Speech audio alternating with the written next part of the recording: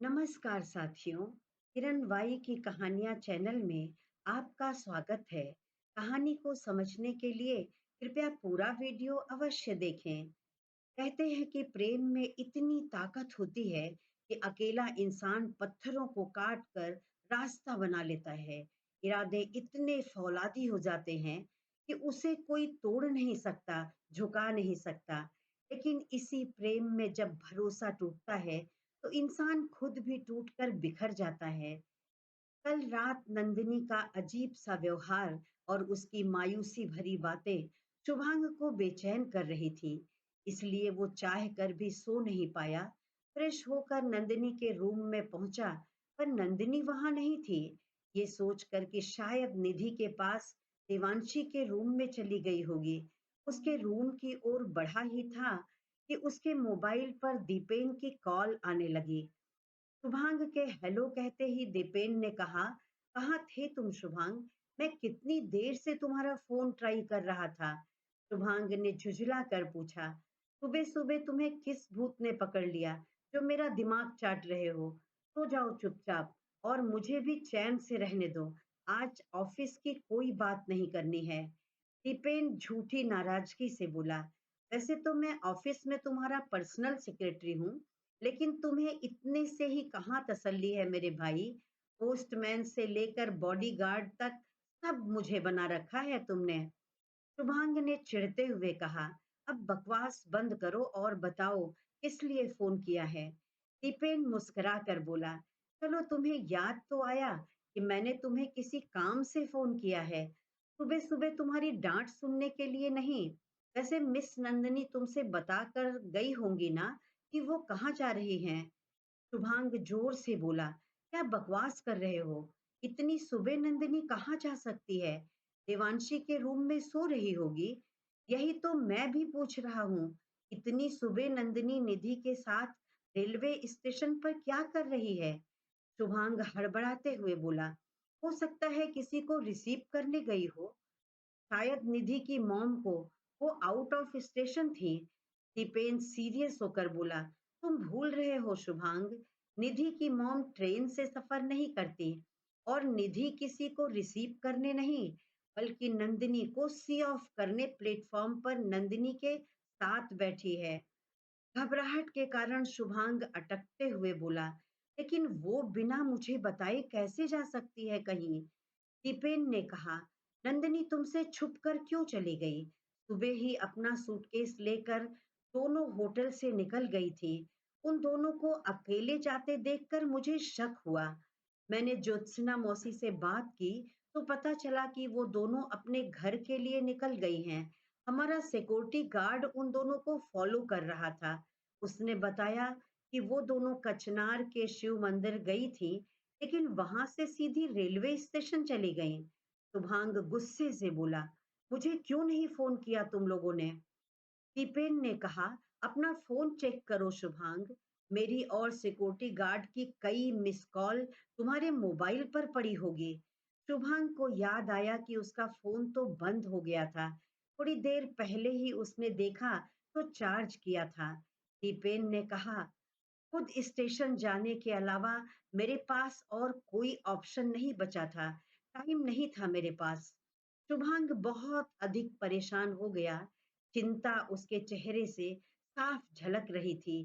टूटती सी आवाज में पूछा, कहाँ जा रही है नंदिनी?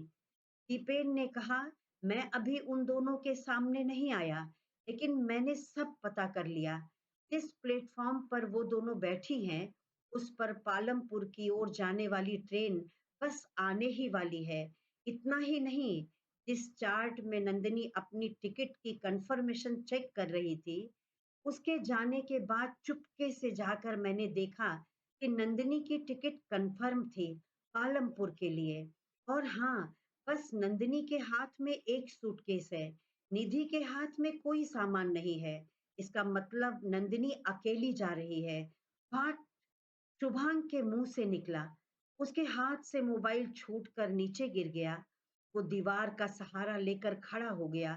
दीपेन हेलो हेलो कहता जा रहा था, लेकिन शुभांग तो जैसे एक पल में अपनी पूरी ताकत खो चुका था। जिसका डर था उसे वही हुआ। शुभांग के दिमाग में सारी बात क्लियर होने लगी।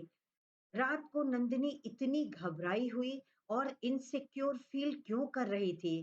क्यों शुभांग को खुद में समा लेना चाहती थी कि वो एक पल के लिए भी उससे दूर ना जाए? शुभांग के बहुत करीब आते ही लाज की गठरी बन जाने वाली नंदिनी कल रात यूं बेसब्र होकर शुभांग को बेतहाशा चूम रही थी। उस पर इस कदर अपना प्यार बरसा रही थी कि जैसे इस पल को वो जिंदगी भर के लिए खुद में समेट लेना चाहती हो। शायद शुभांग से दूर जाने का दर्द उसे अंदर ही अंदर तोड़ रहा था। उसकी हिम्मत जवाब दे रही थी, इसीलिए उसने कस कर शुभांग को अपने बाहों में भींच लिया था। शुभांग अभी भी अपनी बाहों में अपने होठों पर नंदिनी के एहसास को महसूस कर रहा था। उसे कल की एक एक घटना याद आने लगी। कैसे अचानक नंदिनी और युवराज के परिवार वाले उन दोनों की शादी की बात करने लगे। इतना ही नहीं, शुभांग के पापा को भी जानबूझकर अपने साथ शामिल कर लिया गया। फिर नंदिनी काव्या को लेकर अपने रूम में चली गई, लेकिन थोड़ी देर बाद मोनिका काव्या को लेकर वापस आ गई थी। जरूर मोनिका ने ही नंदिनी से कुछ कहा, तभी नंदिनी ने इतना बड़ा फैसला ले लिया। जरूर ये सब युवराज और मोनिका की सोची समझी साजिश है। कैसे बेगैरत होते हैं लोग, दौलत के लिए इतना नीचे गिर जाते हैं, यहाँ तक कि अपने रिश्तों को भी कलंकित करने से नहीं चूकते। मेरे पापा और दादी माँ कितना भरोसा करते हैं युवराज की फैमिली पर। जब उन्हें इनके नापाक इरादों का पता चलेगा कि उनकी बेटी को मारने वाला कोई और नहीं युवराज और मोनिका हैं, तो क्या गुजरेगी उनके दिल पर? और मोनिका तो एक लड़की होकर इतनी हार्टलेस और बेरहम है। लेकिन इस बार नहीं, मैं तुम दोनों को कामयाब नहीं होने दूंगा। पहले तुम लोगों ने मेरी दीदी को मुझसे छीन लिया, अब और नहीं युवराज। नंदिनी को तुम मुझसे नहीं छीन सकते। वेट एंड वॉच, मैं तुम्हारी साजिशों का कैसे पर्दाफाश करता हूँ, और सजा तो ऐसी दूंगा कि सुनने वाले का दिल भी कांप जाए। रही बात नंदिनी की, तो उसने मेरा दिल तोड़ा है। मैं चाहूं तो अभी भी नंदिनी को रोक सकता हूँ, लेकिन नंदिनी ने मेरी बात नहीं मानी। कैसे वो मुझे छोड़कर जाने का फैसला कर सकती है? तो क्या वो मेरे बिना जी सकती है? विश्वास नहीं हो रहा था। थरथराती आवाज में उसने कहा, ये तुमने अच्छा नहीं किया नंदिनी। मेरा भरोसा तोड़कर तुमने मुझे बहुत हर्ट किया है। इसके लिए मैं तुम्हें कभी माफ नहीं करूंगा। तब तक उसका ध्यान जमीन में पड़े मोबाइल से आती दीपेन की आवाज पर गया। दीपेन घबरा कर कह रहा था, आर यू ओके शुभांग? क्या हुआ तुम्हें? प्लीज जवाब दो मुझे। शुभांग ने गंभीर आवाज में कहा, पालमपुर क्यों जा रही है, वो भी अकेले? जहां तक मैं जानता हूँ, उसका कोई रिश्तेदार पालमपुर नहीं रहता, और पालमपुर जबलपुर से बहुत दूर है। फिर नंदिनी किसकी इजाजत से और क्यों अकेली पालमपुर जा रही है? दीपेन ने जल्दी से कहा, ये सब बाद में देखेंगे शुभांग। ट्रेन आ गई है, जल्दी बोलो, मुझे क्या करना है? अच्छा रुको, मैं रोकता हूँ उसे। धड़धड़ाती हुई ट्रेन मानो शुभांग के सीने पर से गुजर रही थी। उसका दिल बहुत तेज धड़कने लगा। नंदिनी उससे दूर जा रही है। गुस्से से शुभांग की मुट्ठियां कस गईं। उसने कहा, नहीं दीपेन, मत रोको उसे। मैं उसकी हद देखना चाहता हूँ। मुझसे दूर कहाँ तक जाती है, लेकिन मैं उसे अकेले नहीं जाने दे सकता। दीपेन, तुम भी जल्दी से नंदिनी की बोगी के साथ वाली बोगी में चढ़ जाओ। दीपेन शुभांग की बात सुनकर हक्का बक्का रह गया। उसने हड़बड़ा कर कहा, शुभांग, ट्रेन प्लेटफॉर्म से लग चुकी है और मेरे पास ना तो कोई सामान है, ना ही टिकट। शुभांग गुस्से से बोला, तुम्हें कब से सामान और टिकट की चिंता होने लगी स्टूपिड? समय नहीं है सोचने का। तुम ट्रेन में चढ़ो, मैं तुम्हारी टिकट का इंतजाम करता हूँ, और तुम्हारी जरूरत का सामान कुछ स्टेशन के बाद तुम्हारी सीट पर पहुंच जाएगा। Come on hurry up. Okay bye कहकर दीपेन ट्रेन की ओर दौड़ा। एक बोगी में अकेली नंदिनी चढ़ गई। निधि उसे गले लगाकर रोते हुए बोली, मैंने आगाह किया था तुझे, प्यार वार के पागलपन में मत पड़ नंदिनी, लेकिन तेरे सिर पर तो उस अकड़ू चंद के इश्क का भूत सवार था।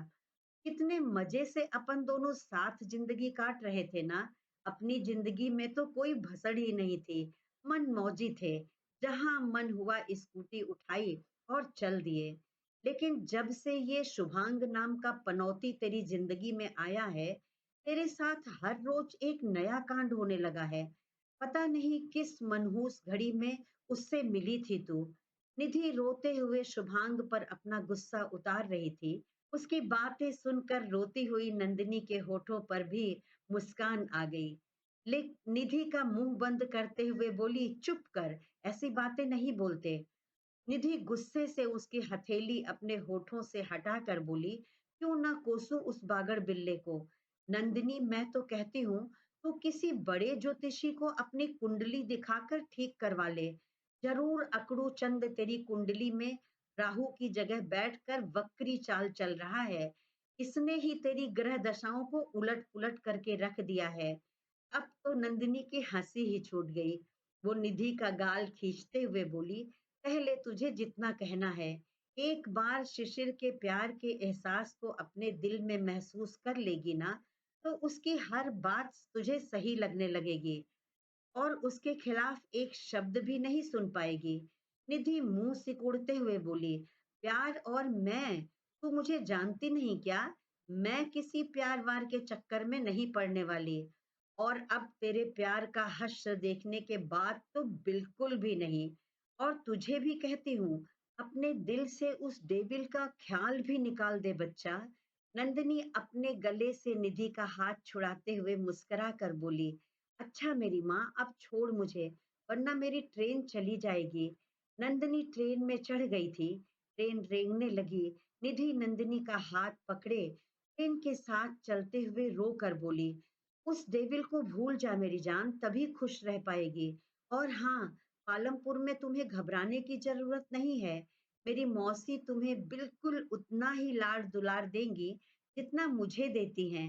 नंदिनी ने आंसू भरी आंखों से निधि को देखते हुए कहा, वो डेविल नहीं है निधु, मेरी जिंदगी में एंजल बनकर आए हैं और मैंने अपनी ये जिंदगी उनके नाम कर दी। मैं उन्हें कभी नहीं भूल सकती। निधि गुस्से से बोली, एक बार मेरे हत्थे चढ़ जाने दे तेरे एंजल को, ऐसा बिगाड़ूंगी उसके चेहरे का नक्शा कि साला इश्क का चश्मा उसकी आंखों से उतार कर उसके पेट में घुसा दूंगी। सोचता फिरेगा जिंदगी भर। नंदिनी अपनी सहेली के गुस्से को अच्छी तरह समझती थी। वो जानती थी कि निधि उससे बहुत प्यार करती है, इतना कि उसके लिए सारी दुनिया से लड़ जाएगी। ट्रेन ने स्पीड पकड़ ली थी। टिपेन एक एक पल की खबर मोबाइल पर शुभांग को दे रहा था। हर गुजरते पल के साथ नंदिनी शुभांग से दूर जा रही थी। ये एहसास शुभांग को तड़पा रहा था। नंदिनी तो अपने साथ शुभांग का चैन और सुकून भी ले गई थी। पिछले 2 सालों से युवराज के बदले की आग में जलते शुभांग के दिल पर नंदिनी के निश्चल प्रेम ने मरहम लगा दिया था मानो। लेकिन नंदिनी से दूर होते ही शुभांग के मन में बदले का ज्वालामुखी एक बार फिर विकराल रूप धारण कर चुका था। आगे देखना है कि ये आग किस किस को जलाती है।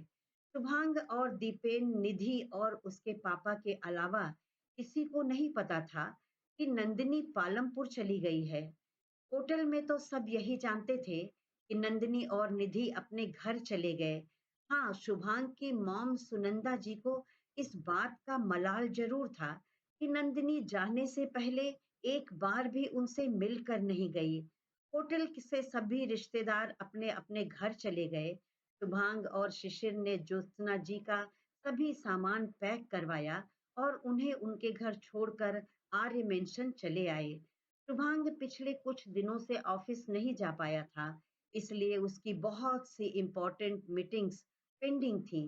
वो घर पहुंचते ही तैयार होकर ऑफिस के लिए निकलने लगा, तो सुनंदा जी ने देखा कि वो बिना ब्रेकफास्ट किए जा रहा है, तो पीछे से आवाज देकर बोली, बेटा तुम नाश्ता तो करके जाते।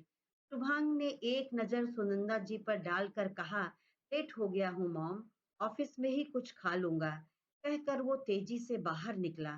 तभी उसके पापा ने पीछे से आवाज देकर उसे रोकना चाहा, लेकिन शुभांग तो उनकी बात अनसुनी करके तेज कदमों से बाहर निकल गया। धनेश ने गुस्से में चिल्लाते हुए सुनंदा जी से पूछा, आपके बेटे को ऑफिस में ऐसा कौन सा जरूरी काम आ गया कि 1 मिनट रुककर बात भी नहीं सुन सकता? क्या वो नहीं जानता कि उसकी और मोनिका की शादी को कुछ ही दिन बचे हैं?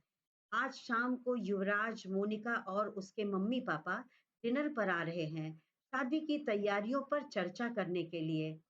सुनंदा जी ने मुंह फेरे हुए ही जवाब दिया, मुझे नहीं पता कि वो किस जरूरी काम से गया है। बस इतना जानती हूँ कि शुभांग हर हाल में शाम को टाइम से घर आ जाएगा। शुभांग वैसे तो अपने पापा से कभी सीधे मुंह बात नहीं करता था, क्योंकि केशवी की मौत को लेकर शुभांग ने युवराज से बदला लेना ही अपनी जिंदगी का मकसद बना लिया था। लेकिन शुभांग के पापा उसके इस फैसले में उसके साथ नहीं थे, क्योंकि युवराज के परिवार पर तो उन्हें अटूट विश्वास था और उनके मन में उन लोगों के लिए बहुत आदर सम्मान था। वो मानते थे कि युवराज को लेकर शुभांग को कोई गलतफहमी हुई है, इसीलिए तो उन्होंने शुभांग की मर्जी के खिलाफ उसकी और मोनिका का रिश्ता तय कर दिया था। लेकिन कल रात की घटना के बाद, जब उसके पापा ने नंदिनी और युवराज की शादी की बात खुद चलाई थी, तब से शुभांग उनसे बहुत ज्यादा नाराज हो गया था और अब उनकी इंसल्ट करने में भी उसे कोई परहेज नहीं था। धनेश गुस्से में पैर पटकते हुए अपने कमरे में चले गए।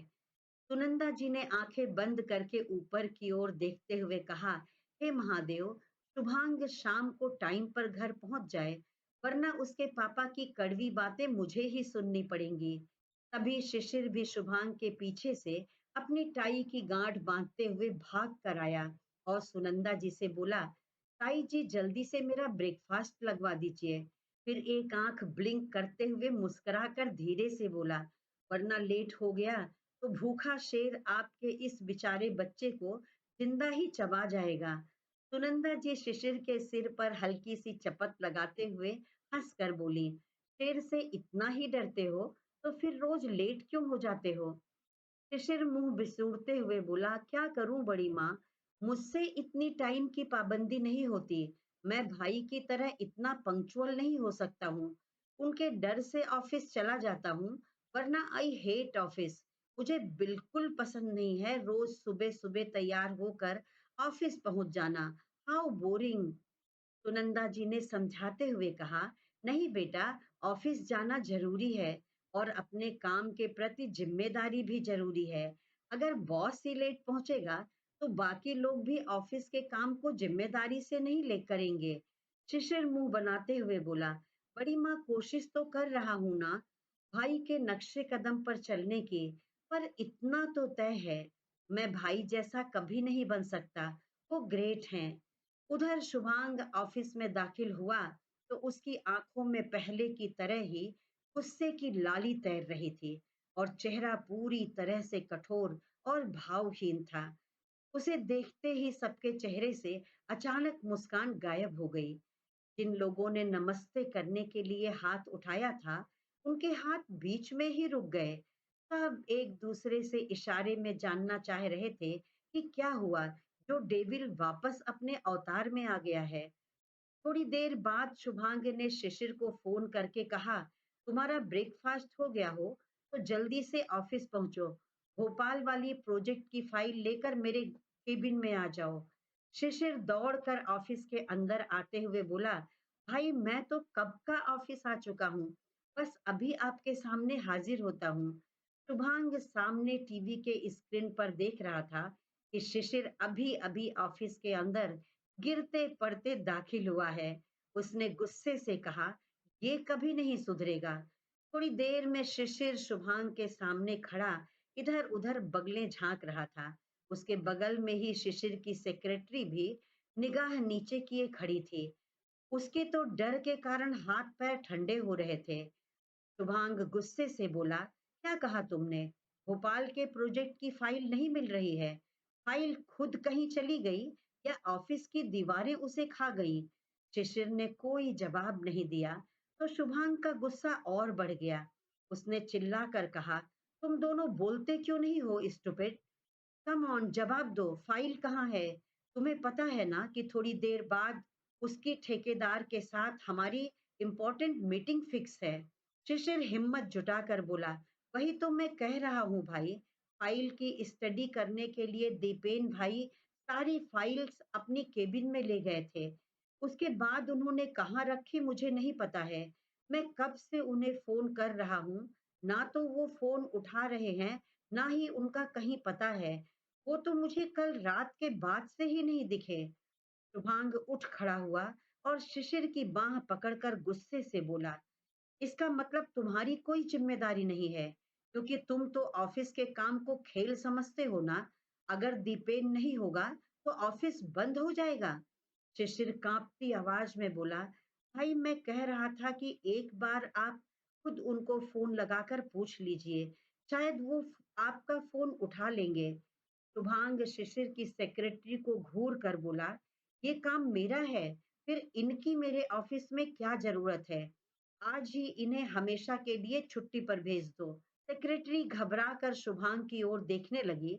शिशिर ने चुपके से उसका हाथ छूकर उसे तसल्ली दी, वरना वो बेचारी तो शायद वहीं रो पड़ती। शुभांग उन दोनों को बाहर भेजकर अपनी चेयर पर बैठ गया। उसके गुस्से और बेचैनी का एक ही कारण था, नंदिनी का उससे दूर जाना। इसका गुस्सा वो सब पर उतार रहा था, लेकिन इससे उसकी बेचैनी कहाँ दूर होने वाली थी। वो अपने ऑफिस के काम में मन लगाना चाहता था, अपनी इम्पोर्टेंट मीटिंग्स निपटाना चाहता था, लेकिन काम तो तभी कर पाता ना जब दिलो दिमाग अपनी जगह पर दुरुस्त हो। अंत में उसने दीपेन को फोन लगाकर भोपाल के प्रोजेक्ट की फाइल के बारे में पूछा। दीपेन को शुभांग की आवाज सुनकर उसके गुस्से का अंदाजा हो गया था।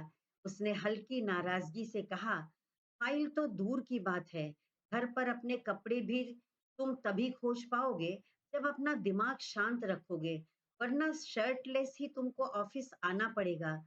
शुभांग गुस्से से चिल्लाया, शट अप दीपेन, ये ऑफिस है, तुम्हारा घर नहीं, जहां तुम उल्टे सीधे मजाक करो। शुभांग की तेज आवाज सुनकर दीपेन एक बार तो घबरा गया, लेकिन अपने यार को इतनी टेंशन और परेशानी में नहीं देख सकता था। उससे रिलैक्स करने के लिए हंसकर बोला, ऑफिस में तो तुम हो यार, मैं तो ट्रेन की एक बोगी में बिना टिकट यात्रा कर रहा हूँ, जहां से किसी भी समय उठाकर रेल की सलाखों के पीछे फेंक दिए जाने का खतरा बना हुआ है। फिर भी बहुत इंजॉय कर रहा हूँ।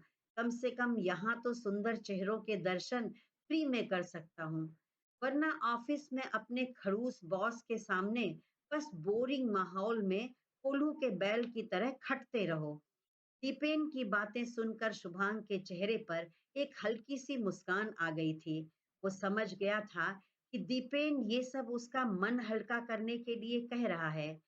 फिर शुभांग नाराजगी से बोला, ये कुछ ज्यादा नहीं हो रहा है मिस्टर दीपेन? जानते हो ना मेरे साथ गुस्ताखी करने की क्या सजा है? दीपेन हंस कर बोला, जानता हूँ सर, आपकी शान में गुस्ताखी करने पर इस नाचीज की नौकरी खतरे में आ जाएगी। शुभांग हंस पड़ा। दीपेन ने कहा, अब वो पूछ लीजिए सर, जो जानने के लिए फोन किया है। शुभांग बोला, ऑफिस के बाहर मैं तेरा सर नहीं हूँ, हम जिगरी दोस्त हैं। अब जल्दी से बता, नंदिनी कहाँ और कैसी है? दीपेन ने सीरियस होकर कहा, शुभांग तुमसे दूर जाकर कैसी होंगी मिस नंदिनी, ये तुम्हारा दिल बेहतर बता पाएगा। हाँ ये बात है कि तुम्हारी तरह पूरा ऑफिस गुस्से में सिर पर नहीं उठा लिया है, बल्कि अपने स्वभाव के अनुसार बिल्कुल शांत बैठी अपनी वीरान आंखों से खिड़की के बाहर चुपचाप देखे जा रही हैं। आंसू उनकी आंखों से रुकने का नाम नहीं ले रहे हैं।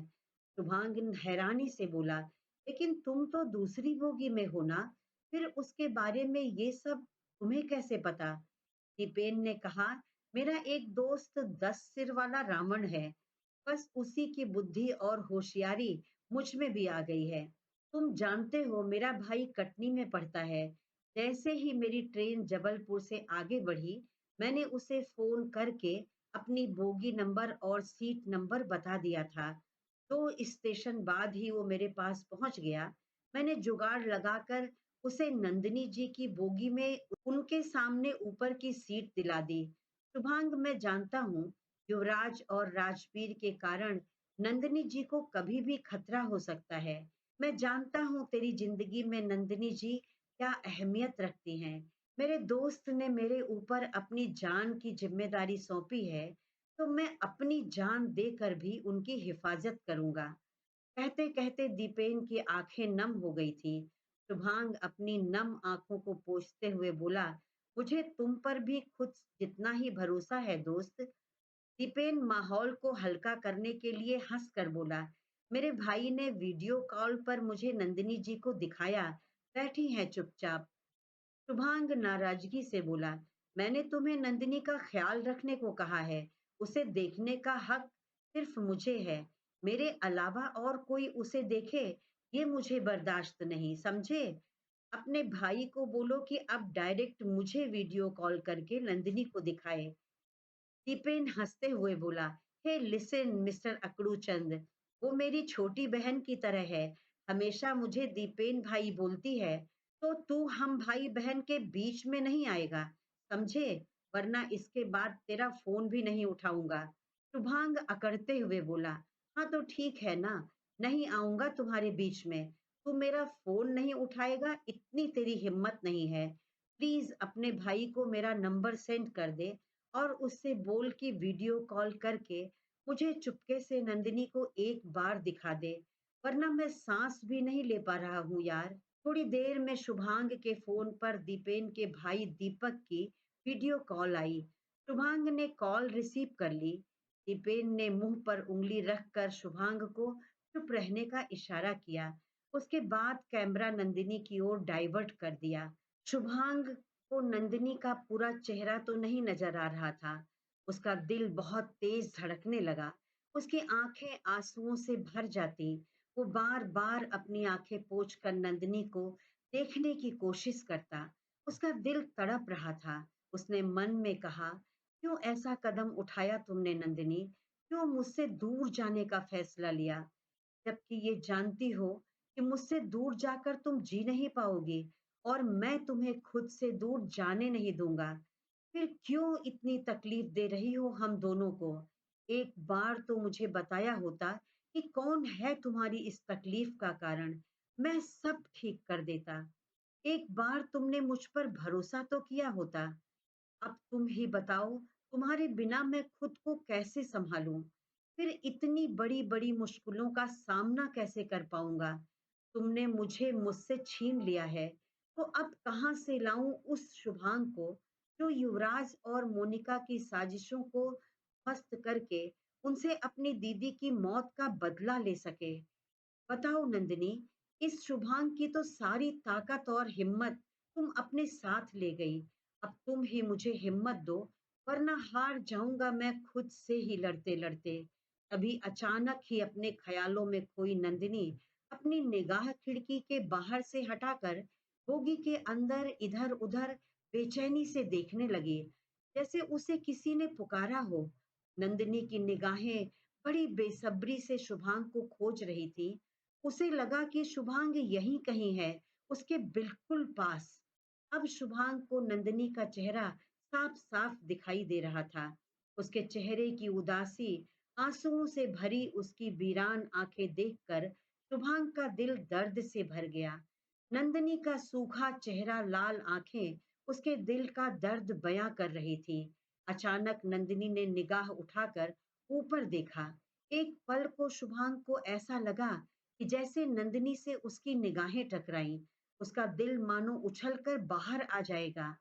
उसने कस कर अपने दिल को अपनी हथेली से दबा लिया।